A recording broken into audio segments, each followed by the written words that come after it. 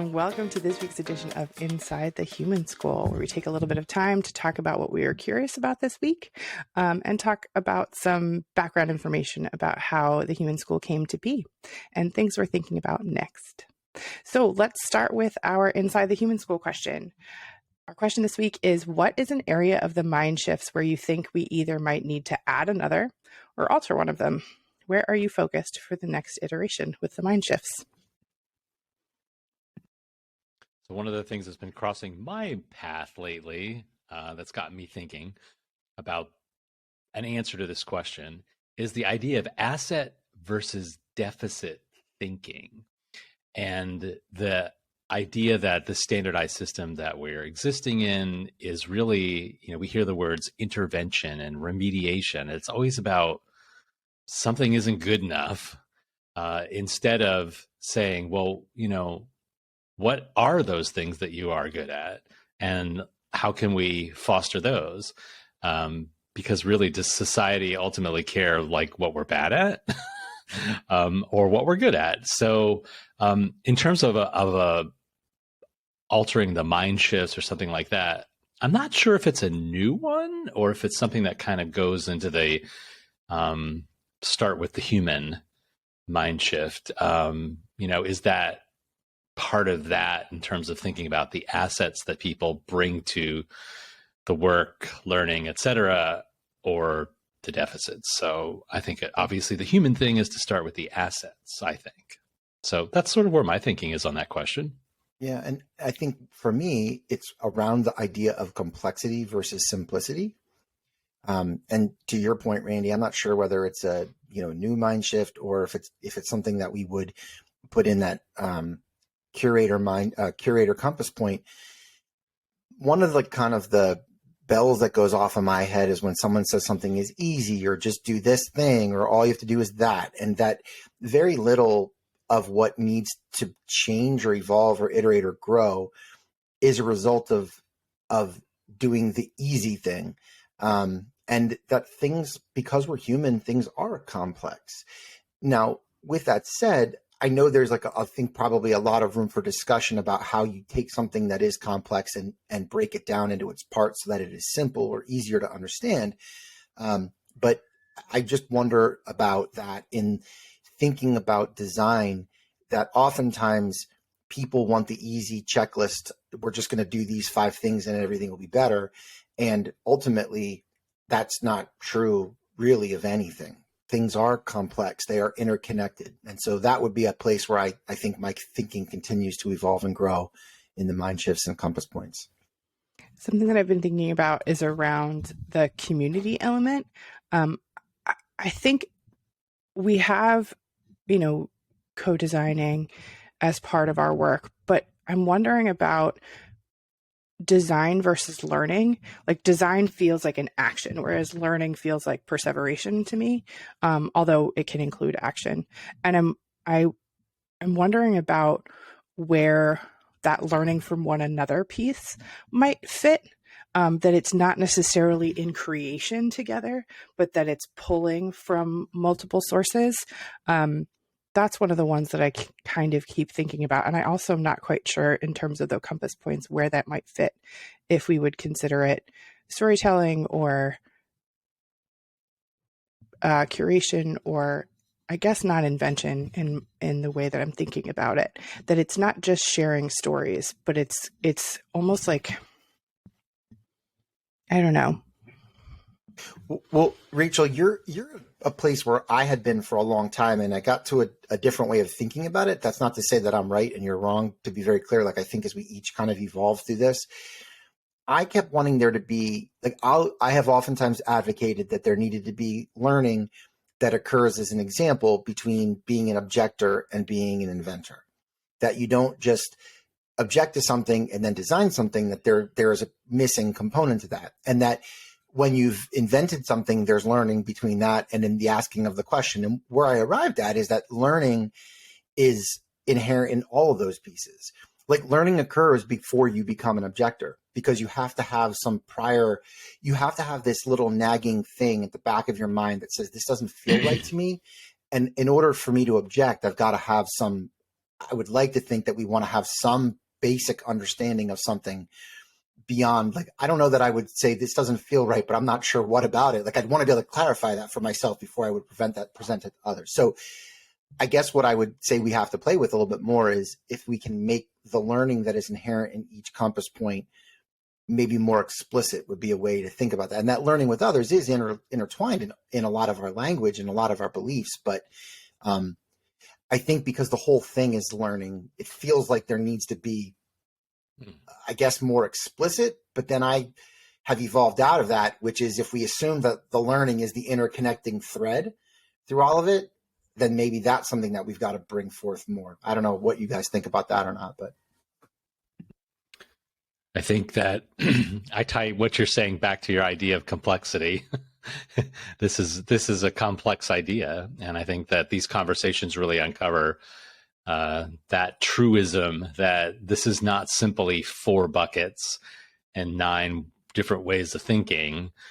There's a lot more nuance there, and that nuance comes out really only in conversation with other people about that. And the other connection I was making to what you said, Rachel, about community is I've started rereading. So I listen to a lot of audiobooks, and I started on my drive, started listening again to Peter Block's Community book. And then I was like, ooh, there's too many good nuggets in here. I got to go get the Kindle and start highlighting some things.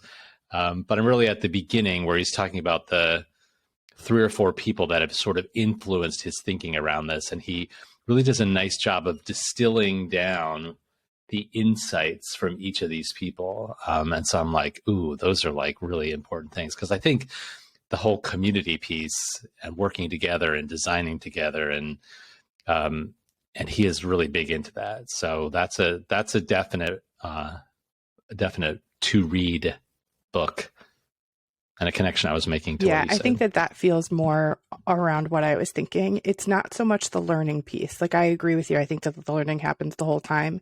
And I think one maybe assumption that some might have is that moving through the compass points is a single trajectory, right? Objector, inventor, curator, storyteller.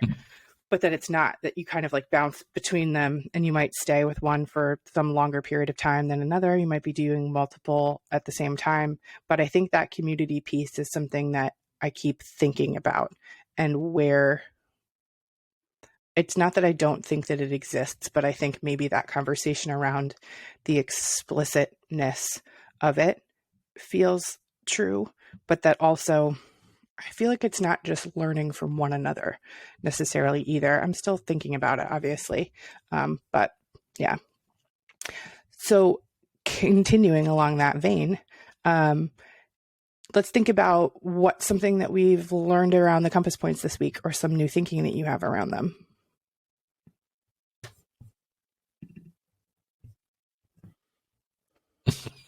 I'll jump in. There's always that like pregnant pause, like who's going to share.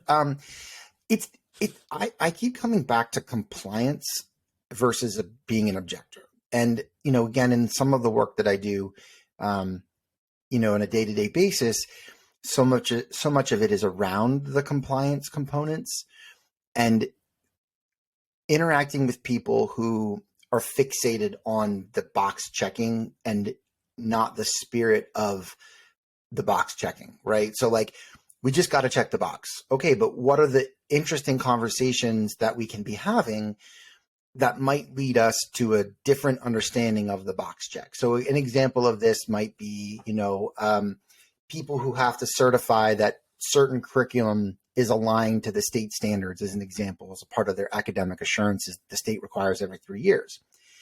And they're like, well, if we don't do that, should I check the box? And I'm like, okay, so like, let's talk about, are those standards something that you would like to be doing or would like kids to be exposed to? Or there's just so many more interesting conversations than just like, do I check the box? And then trying to get people to think about, like if what's the ethical decision in that? Is it an opportunity to reflect on what you're currently doing and what you value? And so it's, again, I think quite a bit about the compliance versus, being curious about, our personal practices, our organizational practices, and how that seems to be missing from some people's worldview. One of the things that kind of similar to that is even prior to compliance, I think sometimes I get really bogged down by the hopelessness that other people feel around the system. I feel like so many people that I interact with know that it's not working, believe that something needs to be different, but also simultaneously believe that there's nothing to be done about it. And that is so heartbreaking. And I keep wondering, other than asking questions and trying to think about the like larger scale vision of what we want to happen, how to encourage people outside of that sort of failure mentality of like, it's just a disaster. And there's a version of compliance to that. It's not compliance, but it's like acceptance and like surrender to what's broken, that I keep coming back to, that feels like I know that we have ways to help people who are already there and talk about and question and build with. But for people who feel like it's a failure, I know that that's not necessarily who we tend to talk to and work with. But it's this reality that really bothers me nonetheless. That's almost like before our compass points, how to get people to believe that there is another path, or that there are ways out of this. That's one of the things that I keep thinking about. So that sort of resonates with how I would answer the question, and that is going back to assets and deficits again. And those are human assets and human deficits. And I think that, when we feel hopeless about the system, we have to remember that the system was created by human beings and it can be changed by human beings. And the way that we change that is that we focus on the assets that people bring. One of the things that I posted yesterday online was from a reread of Dark Horse. You have a jagged mind, a jagged body, and a jagged heart. Put these together and you end up with a uniquely jagged profile of talent. And if we just had that mindset that if everybody was contributing to all the multiple problems that the world has, whether it be education or something else, that we would probably at least make progress, significant progress on a lot of these challenges if we focused on the things that people could actually contribute in a positive way. So I think when we feel hopeless, I think we have to go back to the human and we have to say, what are the assets that people bring? And people have to get to the point where they understand what their assets are too. And I don't think we're all that good in school at doing that too, whether it's on the adult professional level or on the student level too. So my thinking keeps coming back to the earlier conversation around assets and deficits. And I mean, this is a slightly less human, and I'm going to own that, but we try to be like really transparent. Like my gut reaction to that is I think about like, there's like this wonderful meme of like Grumpy Cat, which is, the two things I hate are when things change and when things stay the same. And I think that ultimately, like knowing each person and trying to like figure out like how to engage them around that thinking, people are entrenched in a hopelessness because, to Randy's point, they don't believe things can change. But yet when you ask them, well, what is it about your own practice that could change? They're reluctant to explore that. And a lot of what we're trying to do is to do both of those things. It's trying to focus on both the system and the individual. Like we've oftentimes talked about how there are people out there who are talking about individual personalized change. And then there are people who are talking about the systems change. And very few are trying to approach both of those things. And so I would say that our work here, and to your point, Rachel, we've got to continue to strive to figure out how to create those access points, is that it's both about designing, co-designing a better system that is more human, but also being introspective and reflective about our own culpability in that. And I would say that hopelessness, which I feel have felt this week countless times, I'll own it. Like there's nothing I can do. I just accept that the system sucks and it's the way it is. But once you work through that, you recognize that you have responsibility whether you design the system or not, you exist in it, and to accept it, to me, doesn't feel responsible. So it's helping people process, I think, those emotions. And again, my immediate reaction to you was not a very human-centered one, which was, well, look, but that's what we talk through it and we work through it. So I'm trying to live and learn out public and talk and model it. I think that's another important part of our work together is, we're flawed, we're humans. So I appreciate the conversation. Well, thanks, guys, as always. So thanks for joining us in another episode of Inside the Human School. And if you want to learn more, visit our website at thehuman.school and our conversations page for more resources. If you want to join our conversation, you can join us on our Facebook page, where we are committed to placing humanity at the center of all design. Thanks, guys. All right. Bye-bye.